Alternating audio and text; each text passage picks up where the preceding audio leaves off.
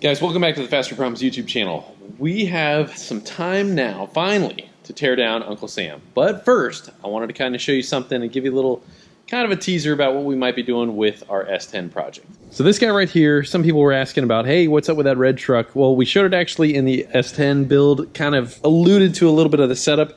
We're gonna have setup very, very similar to this on that. I also kind of wanted to show you guys what this thing dynoed. So this is a 5.3, a little bit older technology than what we're gonna be using, having stock unported heads, and these are some pretty freaking awesome turbos. They are point milled turbo, billet wheel, ball bearing, pretty wicked stuff, but again, stock heads, small cam, 5.3, E85, second gear dyno. So this guy right here dynoed at 657, and you kind of see the progressing boost levels as we went there. So that's with a non-locking converter. So that's an automatic for one, and for two, non-locking, we should be able to dyno quite a bit better than that. Now that is a whole nother project altogether. I'm excited about getting into that, and we're gonna get into that very, very shortly, but I kind of just wanted to share with you this kind of build, but we're gonna make this so much better. Very similar turbos, better technology, and a lot better parts, and it's gonna be manual trans, all-wheel drive. So I'm super excited about getting into that. But now, let's go check out what the guys are doing here. I just got done dynoing this thing. We're just kind of playing around with adding a little bit more boost. The guys just got Uncle Sam in. It's getting pretty late here, and we really need to go home. But we wanted to kind of tear down some stuff and see what we got going on. All right, fellas, give it to me straight.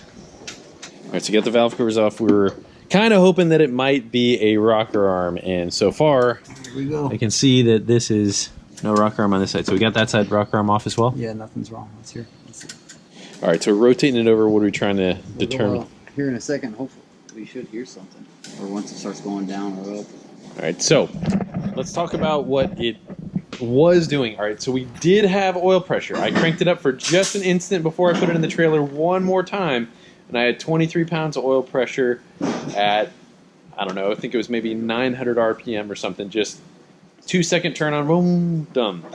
23 pounds of oil pressure earlier on. So we did have 23 pounds of oil pressure, and that's what we do know. All right, so we do know that the rocker arms are not loose, in fact. That's what we're hoping for. So we did pull the dipstick, and there was no kind of metallic looking, shimmery little, shiny stuff in there, but that doesn't mean that much yet. We haven't pulled the oil filter or cut it open or anything like that, and even then it was only clattering for a very, very, very short little time. Well, we should probably get the correct axle, but it didn't do bad. I think it got a very good majority of whatever we had, so we really had a limited amount of runs. We're most certainly running on borrowed time there, just with a diff. Now, not so much the engine. I mean, we really built that thing to last and last well. We got to figure out what the hell happened and why. Well, and there's definitely metallic-y there, just on that. It's a pretty snazzy little wrench cutter you got there. All right, I'm going to go out and say this. We're not doing any sort of junkyard motor in this thing. That's not happening. No, we're not doing that. We're going to get this thing right. We're going to get everything else, all the bugs worked out. Unfortunately, we're kind of spread pretty thin and running ourselves into the ground here. So we're going to probably have to make the call to get a little bit more serious about this and do a little bit less time on more customer cars, but it's a hard, tough decision to make. There's a lot of metal in there. Some bearing material, yeah, there's definitely some large chunks. Yeah. That is the rod bearing. All right, so how are we looking on? Yeah, oop, that is definitely the shimmery nastiness that we did not want to see. Oh yeah, hold on, pour that out slow, because there is a lot of stuff on the bottom side of that. Yeah, that definitely doesn't look good. Well, dang it. You're going to see small traces of that on a break-in. But not like that. Yeah. Nothing. Dang it, man. All right, certainly not what I wanted to find. I'm the essential perennial optimist, okay? And I always was just hoping for something else like that. And I don't know if we just had the pickup tube or oil starved it or what. We're going to have to try and find out. But I don't know what the hell the deal is, but we're going to have to get to the bottom of it. And we can't afford to have stuff like this happen. So we're going to tear it down a little bit more in depth tomorrow. But for now, we just wanted to get some sort of resolution on some stuff, but not the news we were looking for. I definitely want to say a big thank you to whoever sent those drain pins in. Those were freaking awesome. Definitely makes it a lot more convenient. Not that we want to be doing this with great frequency whatsoever, but definitely makes a hell of a lot more convenient to do a teardown with cleanliness. Yeah, there's really, really ugly carnage here. Yeah, lots of metal. and definitely believe that our oiling was compromised one way or another. We're gonna try and figure out what the deal is. Yeah, I already picked out some chunks right there. There's a bunch of little, like, you know, metal boogers that are already peeled out of there. No sort of problem with the O-ring or anything like that. So watch this, it might just drizzle. Popped out of there, you know, if it was sealed. That O-ring. If the O-ring wasn't sealed or something, we would have thought we would have seen that a little bit earlier. It did have good oil pressure when we cranked it up. So, how many rod bearings have we spun here, or mains? Let's take a wager here. 2. I bet you one. I bet you it was one that was a problem, and I got the one next to it. Right in the middle end of thrust. So. Right there. Okay, so why do we have a problem on that cylinder versus anything else? It's definitely, so clean, definitely hot. Looks pretty normal. So now, if we pull that apart, let's just hope that everything is, the crank is salvageable, turnable. So this is an LSA crank. I was really excited to use this crank, and definitely not so excited to have it go in less than a week's time. That hurt bad. That was a Rochambeau like 3 times by a big dude. All right, so cam and all that, we need to make sure cam spins good freely and all that, no problems there. George said, hey, we had a problem with the cam going in. It was a little tight, but I shouldn't say a problem, but let's just say we had a little complication. It didn't require a mallet or anything, I don't think, but You weren't here. some persuasion possibly. You took the dingleberry home to the cam bearing. Slide in there. What you think? I think this rod's backwards, and it starts this bearing of oil. See how it's flat on this side and like concave on that side? The concave end of the rod should be to the outside of the crank. It could, I mean, it could look like this because it got damaged from the bearing pushing out of it, but you know, you want flat to flat. Leave some blood in there, okay? It's like he's making a blood sacrifice here. Gonna need to smack them all.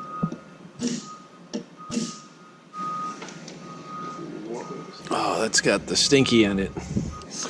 Laz got some strength. This goes way back when Laz used to be like stuck in the. Laz actually finished 3rd in the Arnold Schwarzenegger, semifinal right there. Those guys pick up those big cement rocks and put them 4 foot up on a table, shock putting them. I got a little pollen here. Let's put some blood, little pollen. Can't hurt it any more than it is. A little 10 millimeter. Just drop it right in. Put her back together. Still has a knocking noise. It's got this weird rattle. It's almost like a ping pong, or no, pinball. It's like a pinball machine. Oh. It was like a OEM good to go LSA that we took out of, I acquired, I don't even remember how, over the years. But yeah, I think that is because all the other bearing material that we have has been what we found out elsewhere, We can try and be optimistic, but unfortunately, yeah, I think that's well, the reason why I asked if the crank's been turned, these things are hardened. This is a forged crank, isn't it? Yes. Indeed it is. I know there's a tolerance on like other LS cranks that you can't cut them past 10 thou. I think that's about right. It takes the hardening out. Exactly. So I was really not wanting to cut it 10 thousandths.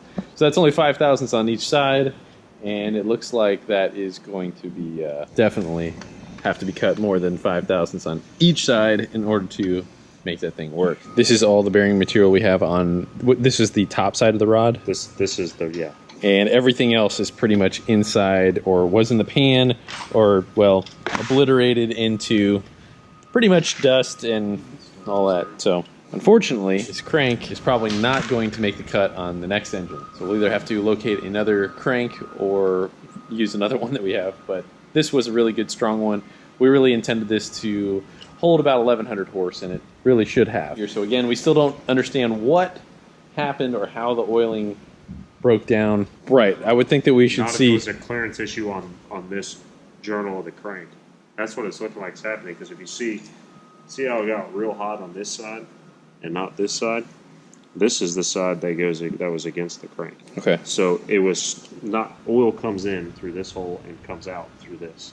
So either oil wasn't getting in or oil couldn't get out, causing it to get hot. Friction happened here. So or it could have been the end play and side to side movement of the rod could have been too tight on this, which would cause this. All right. So the other rod cap, and this was this one right here, right? This one just got hot in the center and on the outside. But this one could have been getting hot because of how hot this one got. Okay, this one looks good. That one looks good. No, that one looks good. No, wait. Nope, that one does not look good. So look at that. This rod is one that we had a little bit of extra space and it went up and touched the head. You can kind of see, looks good. Ooh. Talking the tolerance of a bearing thickness. Yeah. Would you say? Tolerance of a bearing thickness. That's about exactly, I think, what we lost or gained, for that matter. Gained the gap of a missing bearing. So I'm going to go out on a ledge and say that the other piston on the other side has the same situation. So cylinder head looking good, except for, hey, look, you got some shiny stuff right there. So that's what happens when you lose your bearings, and it's like going tack, tack, tack, tack, tack, tack. So not only are you having the play in the crank and the rod, but you're also smacking the piston. That's probably what you can hear in the video. Yep. Definitely. You're giving it some custom chamber softener. Chamber softener. Wow. That's a product you could probably sell. It's not quite stool softener, but it's chamber softener. Chamber softener for men. Oh, man. Chamber softener for men. For men. Man, look at those wee little happy pistons. That's a piece of belt. How the hell did that get? Shred a belt. Yes, we did shred a belt. What about the lifters? What about them? Random debris floating around them. As in, like, what are we going to do with the lifters? Low mileage, never bought lifters for sale. Under 100 miles, dyno pulls, couple. Dyno time only. Yeah. Like those good old part out ads on Facebook. Yeah. Dyno time only. Only partially grenaded. These are reusable, right? I think we could probably reuse them, but let's at this point let's not pinch any more pennies. I really don't have many more pennies to pinch, you know. So. You pinched the last penny. I pinched all the pennies. All right, so we were checking the pistons. Hey, look, I was wrong. I guess that's good. We still have some. Well, we don't have. Oh, look at that! Hold up. We got some pieces of bearing material up in here. You never know where you're gonna find it. That's really interesting. Up in the lifter valley there. Big enough. Oh yeah, that's lovely. Oh yeah, we got a bunch more up in here. That's really crazy. I got slung up there. So it's really crazy. Kind of opens your eyes to how things are really moving around in the engine. Now this was only rod knocking for probably like 30 seconds at the most, and more than half the time I didn't even hear it. I just had my helmet on and other things, I couldn't really hear it, and the camera was mounted right at kind of near the firewall inside on the windshield. You know, I couldn't hear it for the first little while, but yeah, that's really nuts. You can hear it in the video. Yeah, you definitely hear it in the video, no doubt. Okay, the mystery of this, when George had assembled this, he was saying that the cam didn't feel totally good. I believe he spun it over, everything was fine. That looks pretty free. No real problems, no real friction right there, Laz? Awesome. That is a good and encouraging thing. All right, guys, this was a absolute heartbreaker, but we are really blessed to be in the position that we're at, and guys, we really do appreciate you guys being subscribers. This is definitely an awesome thing to do, and we really want to do good things with this car. We do want to take a bunch of veterans for rides, give a whole bunch of people rides of their lives. So guys, please do check out our merchandise. That helps us and allows us to do great things with the cars that we have and really give people awesome experiences. You guys, that we have just got in our fitted hats. First time ever we are carrying this fitted hat, so check that out on the website. We're getting back to this. We're going nose to the grindstone on this thing. We're gonna get this thing back up and running, and we're gonna get out and kick some butt and finally get our freaking 9. I really don't think that we're going to run this tranny anymore. This thing was an absolute butt kicker. Really kind of embarrassing, and normally we have some really, really good luck. This thing was pretty sucky. But we're going to put the manual trans in and really make some stuff happen. So guys, thanks for watching. God bless you. We'll see you later.